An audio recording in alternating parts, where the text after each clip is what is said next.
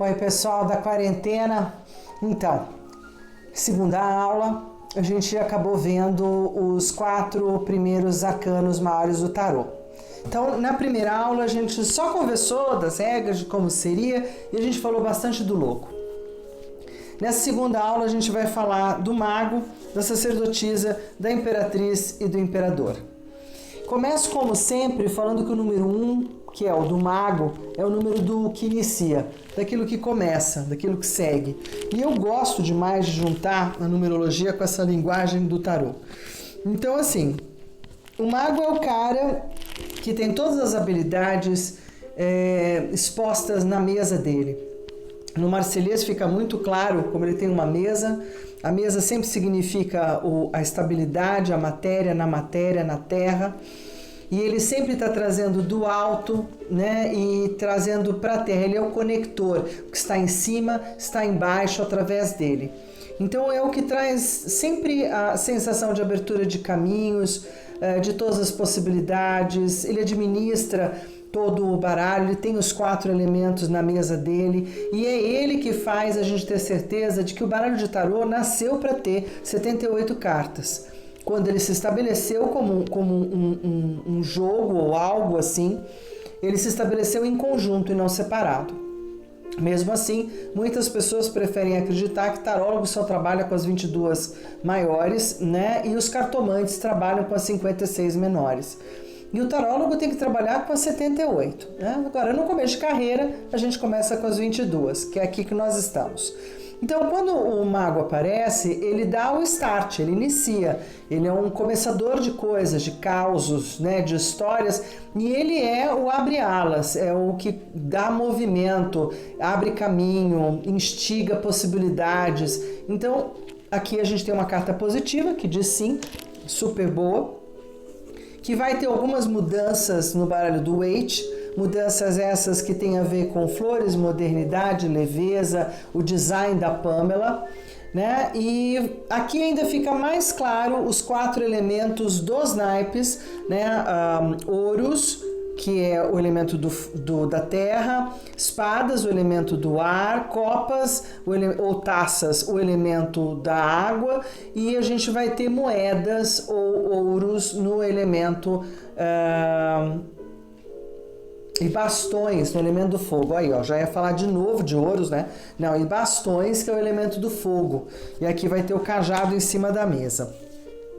O tarô do amor, né, vocês vão perceber, eu gosto demais dele, mas ele segue bem à risca aquilo que é o do Waite. Então não tem grandes mudanças, não tem grandes transformações com relação ao que está dentro. A grande transformação que eu acho, né, e aí é vinda do Marselhês para o Waite, é que aqui o chapéu disfarça a lemniscata no de Marselha, e no Waite a gente tem a lemniscata aberta, né, declarada em cima da cabeça do mago, que é a conexão que todo arcano 1, que todo mago tem de fazer o download da nuvem de Deus ou da nuvem do universo e trazer informações novas ou novas possibilidades. É a criatividade, a criação, né, uma criação mental, que é muito forte no arcano 1, trabalhar com a mente. E numa jogada de pergunta e resposta, o arcano 1 significa sim. Sim, com boas possibilidades. Aí a gente vai para o arcano 2. Primeiro eu vou fazer uma passada nas coisas positivas e só depois eu falo do negativo, porque em todos esses anos eu sempre procuro olhar as cartas pelo seu melhor lado, né? As jogadas por aquilo que de melhor elas têm para dar. Não que a gente não tenha que olhar para o negativo, mas a gente tem que achar uma alternativa, uma saída para o negativo. A sacerdotisa, então, vai ser a primeira figura sacerdotal dos arcanos maiores, do baralho maior. Ela traz a introspecção, o voltar-se para dentro, o isolamento, o ficar quieto dentro do seu lugar, os monastérios, as carmelitas, as várias ordens religiosas femininas que escolheram pela clausura. Não é à toa que a gente tem um ano 2020, né? Ela está muito presente nessa questão de confinamento, de segredo, silêncio, das coisas veladas não faladas, das pessoas e coisas que ficam escondidas e não são reveladas.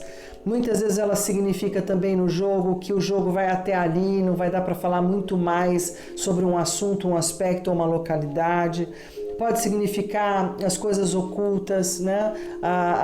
As versões ocultas. Nessa versão do Marselhês, ela tem um livro no colo, então ela é o acesso à memória, a memória do mundo, a memória universal, a memória dos arquétipos, né? Ela é grande senhora dos arquétipos. No Waite, ela vai ganhar, então, uma presença mais frontal, ela vai ganhar as colunas, que são normalmente vistas em casas maçônicas, que vão significar também as colunas da árvore da vida, né, da severidade, da bondade. Então vai ter esse lugar já evoluído um passo adiante, né, 1903. Ela tem uma figura sacerdotal quase cristã na sua roupagem, mas ela tem um chapéu lunar maravilhoso que lembra muito um ornamento egípcio. Ela pisa na lua e faz uma lembrança à Senhora da Lua, as Senhoras da Noite, as mulheres que, querendo ou não, caminham em segredo, ou são as amantes, ou até, porque não, né, as prostitutas como trabalho e não num olhar diferente, né, as damas da noite. Então é o arquétipo do feminino não revelado, do feminino que se esconde, que não fica aberto talvez para a sociedade. Né? A sacerdotisa, então, no tarô do amor, não vai perder muito as características do Waite, ela vai ficar sentada meio de lado como é o Marselhês, mas a roupagem e tudo ou mais, as colunas, a lua e as escrituras na mão são muito parecidas. Na carta do Waite aparece um papiro na mão ao invés de um livro, escrito Torá, né? Ou Ator, ou Arot, ou a rota, que são as várias brincadeiras possíveis mentais que a gente pode fazer com o nome Tarot ou Torá, e aí a gente segue. Então, do feminino mais velado, mais circunscrito, a gente vai para o feminino mais revelado, mais aberto, da figura da imperatriz, né? A carta 2, ela não responde. O número 2 é sempre, eu fico no meio, eu faço o que o outro manda. O número 2 é dependente, o número 2 está sempre fora do seu lugar. Eu vou voltar aqui para o 2, porque eu esqueci de falar desse pormenor. Então, o número 2 tem muito a dependência do outro, ou eu me movo para o lugar do outro, eu vivo do outro, né?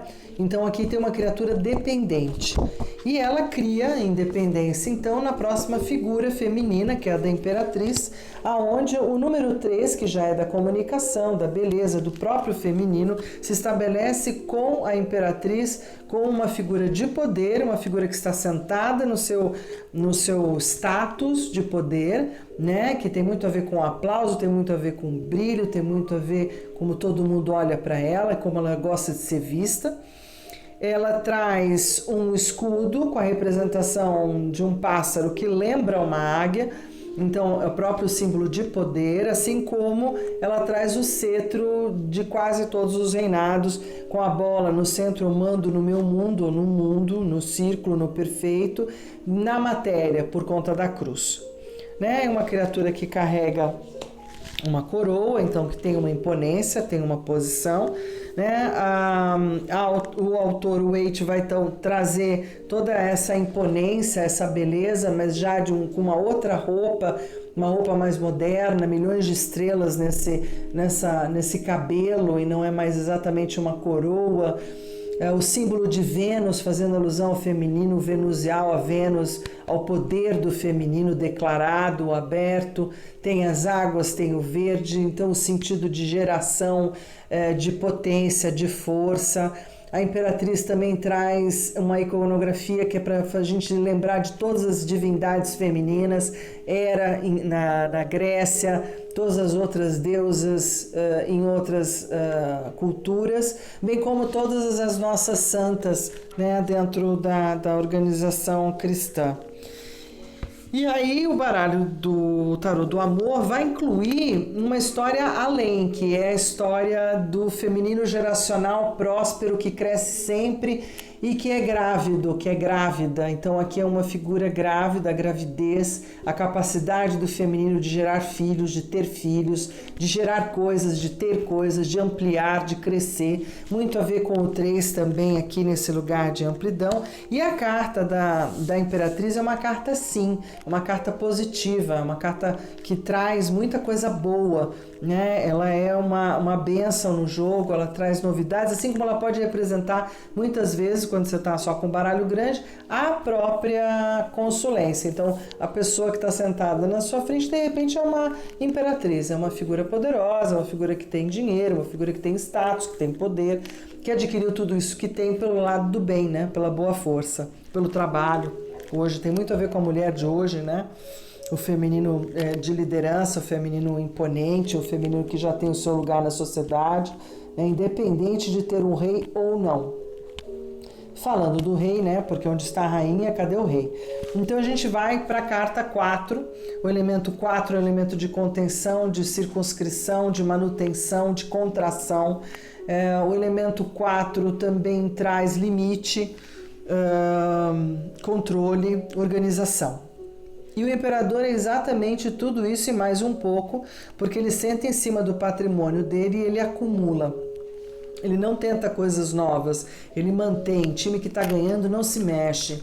O imperador é aquela figura potente, imperosa, forte, que está no jogo da pessoa e se estiver, sempre lembra que tem um masculino muito importante ali, assim como o feminino, quando está com a imperatriz, um feminino muito importante. Pode ser a imperatriz a mãe, pode ser o imperador o pai, pode significar o casal, e vou falar de casal daqui a pouco.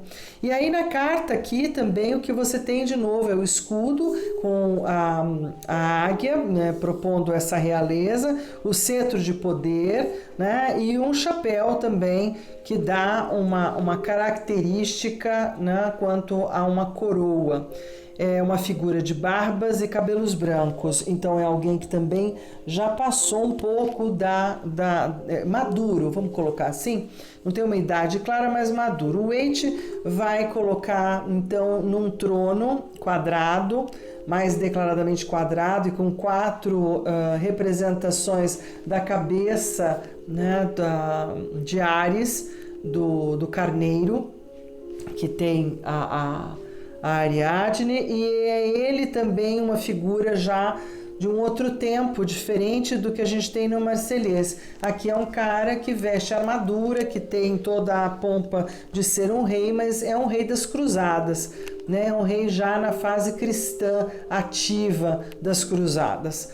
Mas também com o cetro de poder, na outra mão ele tem o pomo, ou a representação do universo, do mundo, como conhecido, que a gente conhece, e por trás um pouco da sua aridez, né? Porque é tudo muito controlado, então fica tudo igual, tradicional, do jeito que sempre foi, e a gente fica assim, né? E aí vem o tarô do amor e inova um pouco e traz uma figura bem greco-romana, uma coisa entre Dionísio e o próprio Zeus, mas olhando com mais calma você vê que é Zeus, né? Até pelas inscrições, por todo o poder que tem sobre essa nuvem, que não é uma nuvem, é uma pedra ou é o trono, né? Por conta de ter umas coisas que lembram os escarpados. Então aqui tem o que tem poder sobre a terra, né? O Todo-Poderoso. Vale também a lembrança do filme. 4 também é uma carta sim, é um sim para agora, é um sim contido, mas um sim firme. 3 também é um sim, mas é um sim que abre, um sim geracional. E aí aqui, brincando um pouco fora dos números, o que a gente tem é os 2 primeiros casais, mas na verdade os 4 casais mais comuns dentro do nosso universo. Então, brincando de casal, o primeiro casal é o 1 e o 2, que vai dar o próprio 3. 1 mais 2 igual a 3, é o mago e a sacerdotisa, um casal jovem, né? Bem jovenzinho, começando a vida. E a gente tem o segundo casal, que é o casal mais velho, mais maduro. Pode ter começado como o mago e a sacerdotisa, mas viraram então imperatriz e imperador. aí é o segundo casal. Mas na atualidade a gente também tem a questão de a mulher mais velha com o rapaz mais novo, que é a imperatriz com o mago. A gente também tem o homem mais velho com a mulher mais nova, que é o imperador e a sacerdotisa. E a gente também tem os casais, que são o mago com o imperador, né? Então aqui também forma um casal, o homem um pouco mais jovem, mas podem ser os dois, é o casal de homens e o casal de mulheres, da sacerdotisa com a imperatriz. Também são considerados casais na atualidade. Né? Então, assim, com isso, a nossa segunda aula abre alas, então, em cima dos 4 primeiros arcanos, já que o louco ele é 0, mas também durante muito tempo, como no de Marselha, ele não tem número nenhum, ele é um cara sem número. Então a gente pode começar a contar a partir do mago 1, sacerdotisa 2, imperatriz 3 e o imperador 4. Então a gente encerra aqui essa nossa segunda aula da quarentena do tarô. Fiquem comigo, deem um like, né? Põe lá um joinha, diz que tá legal e se inscreve no canal. Obrigada!